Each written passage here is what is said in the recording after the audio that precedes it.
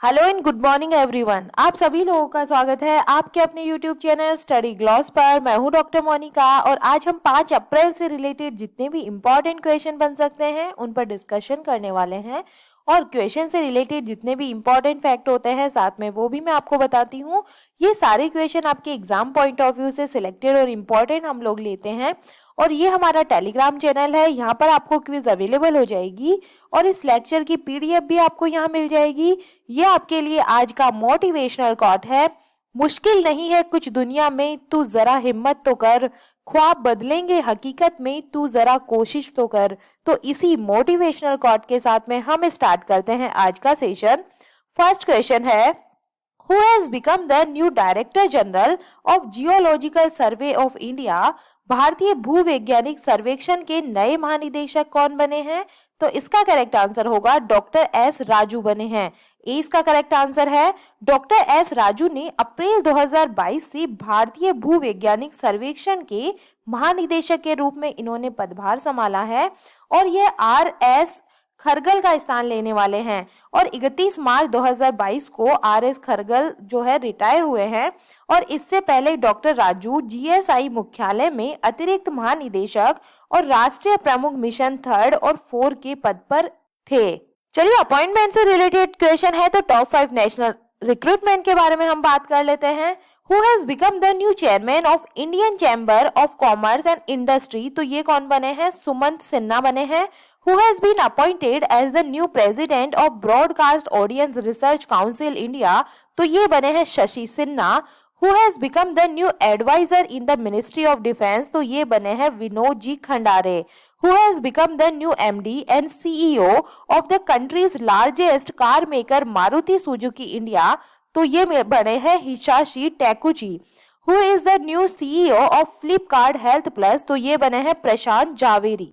Second number question है, दुनिया के सबसे बड़े 100% इलेक्ट्रिकल क्रूज जहाज यांगत्से रिवर श्री गॉर्जेस 1 ने अपनी पहली यात्रा सफलतापूर्वक पूरी की है। इसका निर्माण किस देश ने किया है? तो इसका करेक्ट आंसर होगा चाइना ने इसका निर्माण किया है। सी इसका करेक्ट आंसर है।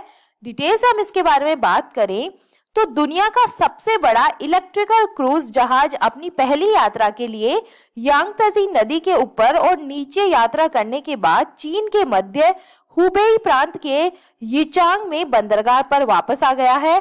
और इस क्रूज जहाज को 7500 किलोवाट घंटे की विशाल आकार की समुद्री बैटरी द्वारा संचालित किया गया है और ये बैटरी दुनिया में इलेक्ट्रिकल कारों के लिए नंबर 1 बैटरी निर्माता कंटेम्पररी एम्पियर एक्स टेक्नोलॉजी द्वारा प्रदान की गई है। और जहाज का नाम यांगत्से रिवर 3 गॉर्जेस 1 है और ये 100% इलेक्ट्रिकल क्रूज शिप है जिसे चीन में डेवलप और इसे मैन्युफैक्चर किया गया है। और ये जहाज 16 मीटर चौड़ा और 100 मीटर लंबा है और इससे करीब 1300 यात्रियों को ले जाने की क्षमता है। चलिए current affairs with the largest in the world हम बात कर लेते हैं। दुनिया में जो सबसे बड़ा से जुड़ा जो भी रिवीजन है इसे हम कर लेते हैं। Where is the world's tallest statue of lord Buddha being build in the sleeping posture? तो ये कहाँ पे सिचुएटेड है? बोध गया बिहार के अंदर ये सिचुएटेड है। Where will the world's largest global centre for traditional medicine be established in India by world health organisation? तो भारत में विश्व स्वास्थ्य संगठन द्वारा दुनिया के सबसे बड़े global centre for traditional medicine की स्थापना कहाँ की जाएगी? तो ये की जाएगी जामनगर गुजरात के अंदर। Where is the largest mobile phone fair mobile world congress organised? तो ये कहाँ पे हुआ है? तो ये हुआ है बार्सिलोना स्पेन के अंदर। Which institute has launched the smallest wearable air purifier Naso 95? तो इसका जो डेवलपमेंट है ये कौन से संस्थान के द्वारा किया गया है? तो इसे लॉन्च किया गया है nano clean global IIT Delhi के द्वारा। The world's largest sea lock channel lock has been inaugurated in which country? विश्व के सबसे बड़े समुद्री लॉक कैनाल लॉक का उद्घाटन किस देश में हुआ है? तो ये हुआ है एम्स्टर्डम नीदरलैंड के अंदर। थर्ड नंबर क्वेश्चन है, when is world autism day और ऑटिज्म अवेयरनेस डे 2022 सेलिब्रेटेड? विश्व आत्म केंद्रित दिवस या ऑटिज्म जागरूकता दिवस 2022 कब मनाया गया है? तो इसका करेक्ट आंसर होगा 2 अप्रैल को ये मनाया गया है। 20 का करेक्ट आंसर होगा। ऑटिज्म क्या होता है? ऑटिज्म एक डेवलपमेंटल डिसऑर्डर है और इसके अंदर, ऑटिज्म के अंदर जो भी सोशल स्किल्स होते हैं, रिपीटेटिव इसके अंदर बिहेवियर रहता है, स्पीच और नॉन वर्बल कम्युनिकेशन इस डिजीज के अंदर रहता है।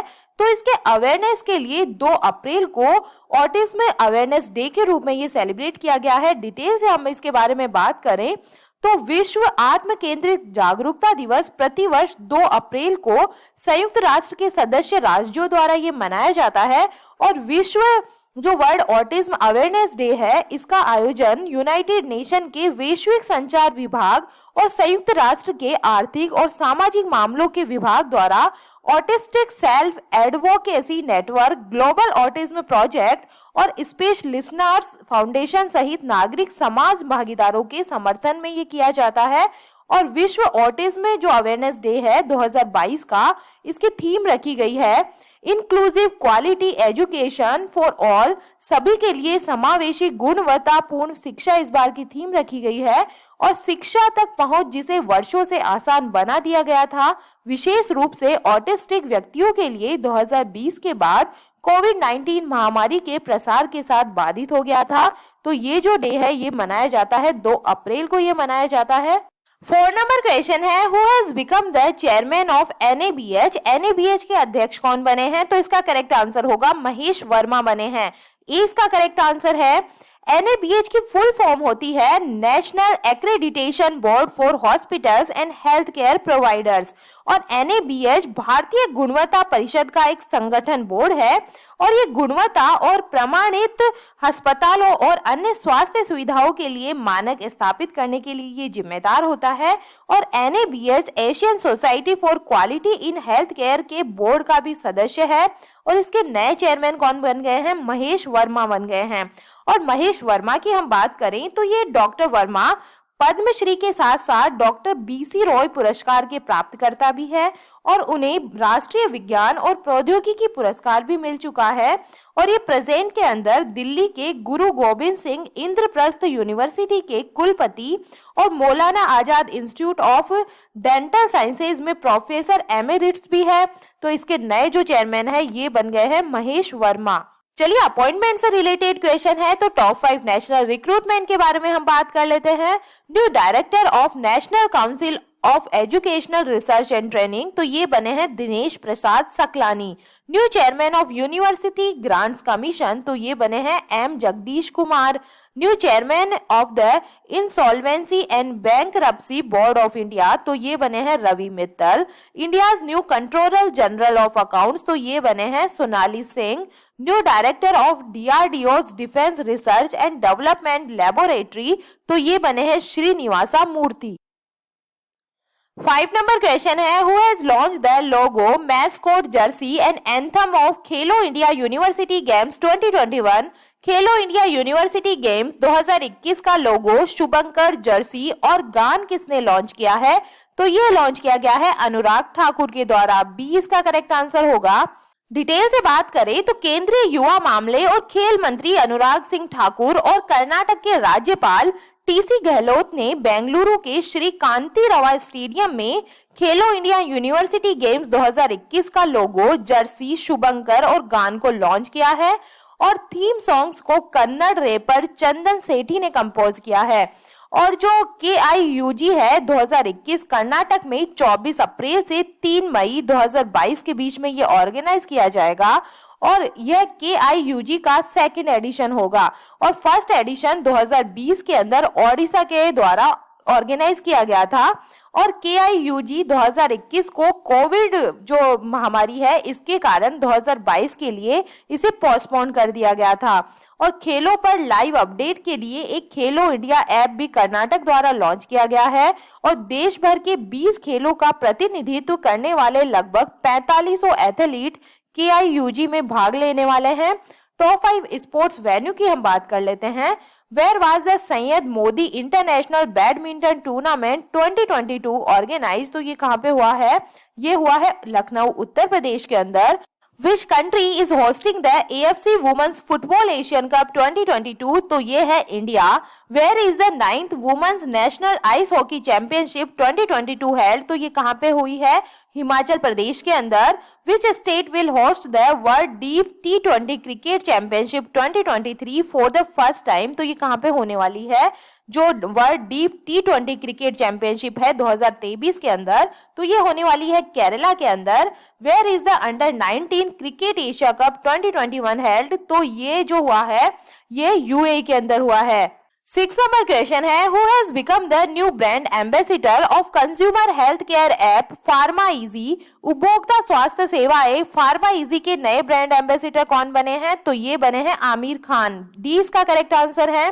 फार्मेसी प्लेटफॉर्म फार्मा इजी ने अपना नवीनतम अभियान शुरू किया है, जिसके अंदर बॉलीवुड स्टार आमिर खान को अपना नया ब्रांड एम्बेसिडर बनाया है।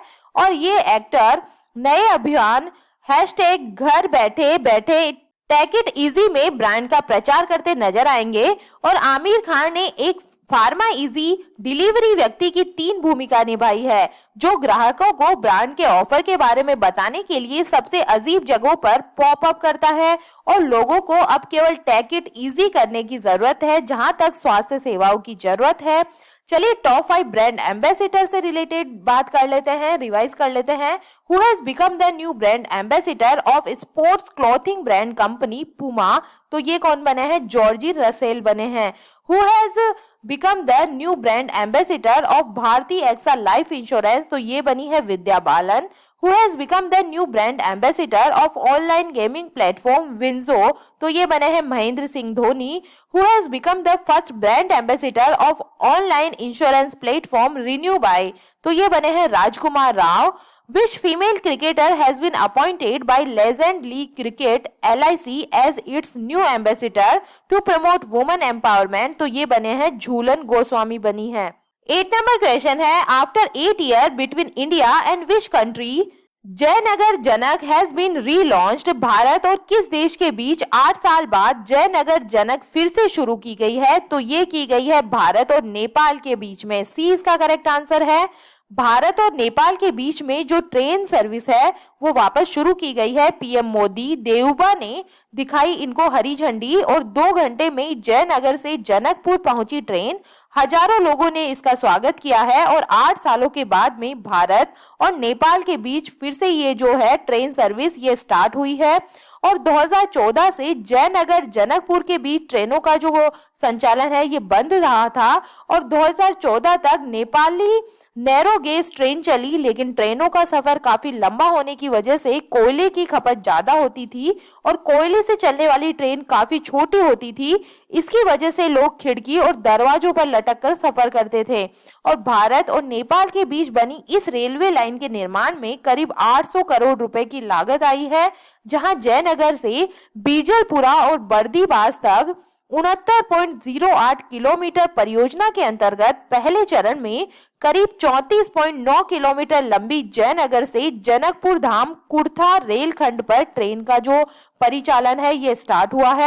नेपाल से रिलेटेड बात हो रही है तो नेपाल के बारे में हम जान लेते हैं। Nepal is a neighbouring country of India and is located in the continent of Asia. इसकी कैपिटल है काठमांडू और यहाँ पे करेंसी है नेपाली रुपए और यहाँ के प्रेसिडेंट है विद्या देवी भंडारी। प्राइम मिनिस्टर है शेर बहादुर देबाऊ।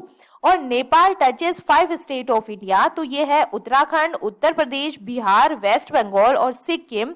और दुनिया की जो सबसे ऊंची चोटी है माउंट एवरेस्ट वो भी यहाँ पे सिचुएटेड है और इसकी ऊंचाई है 8,848.86 मीटर और यह भी नेपाल के अंदर स्थित है और इसे नेपाल में सागर माथा के नाम से इसे जाना जाता है।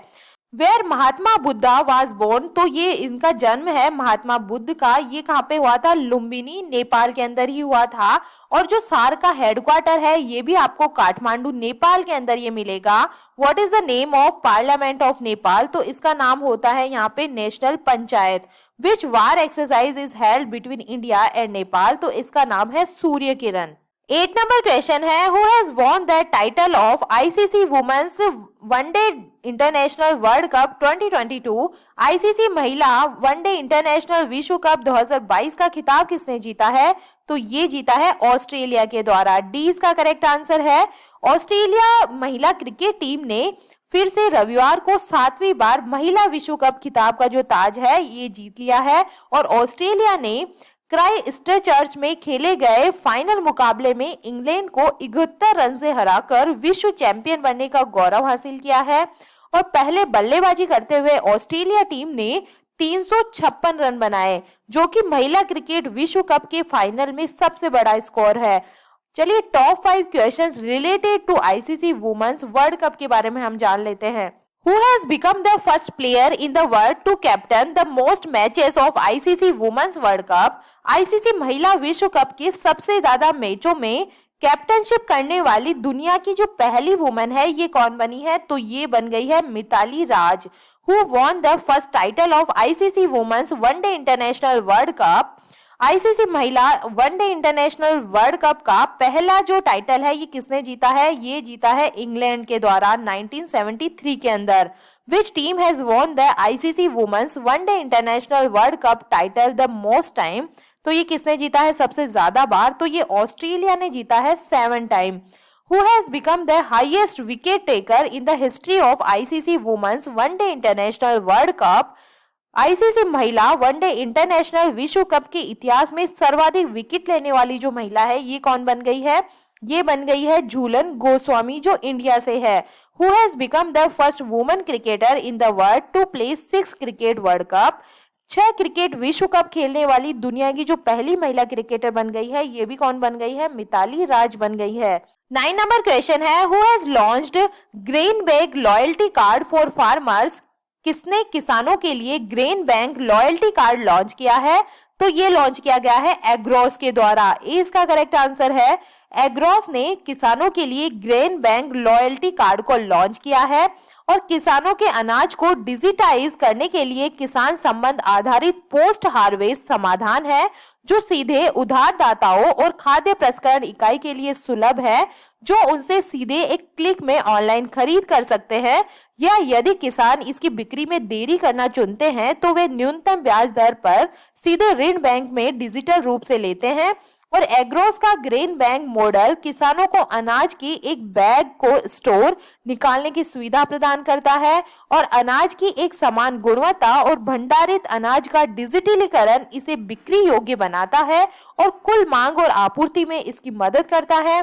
10 नंबर क्वेश्चन है, for how many years the tenure of BCCI Secretary Jay Shah as ACC President has been extended। BCCI सचिव जय शाह का ACC अध्यक्ष के रूप में कार्यकाल कितने साल बढ़ाया गया है? तो इनका जो कार्यकाल है ये 1 साल बढ़ाया गया है। इसका करेक्ट आंसर होगा भारतीय क्रिकेट कंट्रोल बोर्ड बीसीसीआई के जो सचिव है जय शाह, इनको एशियाई क्रिकेट परिषद के अध्यक्ष के रूप में जो इनका कार्यकाल है ये 1 साल और बढ़ा दिया गया है। और ये जो फैसला है ये एसीसी की वार्षिक आम बैठक में सर्वसम्मति से ये लिया गया है और शाह ने पिछले साल जनवरी में बांग्लादेश क्रिकेट बोर्ड के अध्यक्ष नजमुल हसन से एसीसी की बागडोर संभाली थी, जिससे वह एसीसी अध्यक्ष के रूप में नियुक्त होने वाले सबसे कम उम्र के प्रशासक बने हैं। चलिए 4 अप्रैल के जो एमसीक्यू है जल्दी से हम इन्हें रिवाइज कर लेते हैं। फर्स्ट क्वेश्चन है, भारतीय भुगतान परिषद के अध्यक्ष कौन बने हैं? तो इसका करेक्ट आंसर होगा विश्वास पटेल बने हैं। इसका करेक्ट आंसर है। सेकंड नंबर क्वेश्चन है, किस राज्य सरकार ने स्पोर्ट्स डिजिटल एक्सपीरियंस सेंटर शुरू करने के लिए सैमसंग के साथ में समझौता किया है? तो ये समझौता किया गया है मणिपुर के द्वारा। 20 का करेक्ट आंसर है। थर्ड नंबर क्वेश्चन है, वरुण 2022 नामक द्विपक्षीय नौसेना अभ्यास भारत और किस देश की नौसेना के बीच में शुरू हुआ है? तो ये भारत और फ्रांस के बीच में होता है। तो सी इसका करेक्ट आंसर है। 4 नंबर क्वेश्चन है, वित्त वर्ष 2021-22 में भारत का सबसे अधिक सब्जी उत्पादन वाला राज्य कौन सा बना है? तो ये बन गया है उत्तर प्रदेश। ए इसका करेक्ट आंसर है। 5 नंबर क्वेश्चन है, उत्कल दिवस जिसे ओडिशा दिवस भी कहा जाता है ये कब मनाया गया है? तो ये मनाया जाता है 1 अप्रैल को। 20 का करेक्ट आंसर है। 6 नंबर क्वेश्चन है, अदालती आदेशों को तेजी से प्रसारित करने के लिए फास्टर नाम से एक सॉफ्टवेयर को किसने लॉन्च किया है? तो इसका करेक्ट आंसर है, ये लॉन्च किया गया है एनवी रमन्ना के द्वारा। ई इसका करेक्ट आंसर होगा। 7 नंबर क्वेश्चन है, आईपीएल के इतिहास में सबसे ज्यादा विकेट लेने वाले गेंदबाज कौन बने हैं? तो ये बन गए हैं ड्वेन ब्रावो बन गए हैं। 20 का करेक्ट आंसर है। 8 नंबर क्वेश्चन है, किसके द्वारा लिखित पुस्तक द टाइगर ऑफ द्रास को प्रकाशित किया गया है? तो ये जो बुक लिखी गई है ये मीना नैयर के द्वारा लिखी गई है। सी इसका करेक्ट आंसर है। 9 नंबर क्वेश्चन है, किसने startup founders hub platform launch किया है? तो ये जो प्लेटफॉर्म है ये लॉन्च किया गया है माइक्रोसॉफ्ट के द्वारा। ए इसका करेक्ट आंसर है। 10 नंबर क्वेश्चन है, जेल में बंद कैदियों के लिए व्यक्तिगत ऋण देने की योजना शुरू करने वाला भारत का पहला राज्य कौन सा बन गया है? तो ये बन गया है महाराष्ट्र। डी इसका करेक्ट आंसर। और ये था कल का study gloss question. Jawaharlal Nehru विश्वविद्यालय की पहली महिला कुलपति कौन बनी है? तो इसका करेक्ट आंसर होगा शांति श्री धूलीपुड़ी बनी है। सी इसका करेक्ट आंसर है। और ये है आपके लिए आज का स्टडी ग्लॉस क्वेश्चन। केंद्र सरकार ने शिवपुरी मध्य प्रदेश का नाम बदलकर नया नाम क्या कर दिया है? तो इसका आंसर आप मुझे कमेंट सेक्शन में दीजिएगा। ये हमारा टेलीग्राम चैनल है, यहाँ पर आपको सारे क्वेश्चन क्विज के फॉर्मेट में अवेलेबल हो जाएंगे और इस लेक्चर की पीडीएफ भी आपको यहाँ मिल जाएगी। आई होप आपको ये सेशन पसंद आ रहा होगा। अगर पसंद आ रहा है तो आप इसे लाइक कीजिए, अपने दोस्तों के साथ में इसे शेयर कीजिएगा।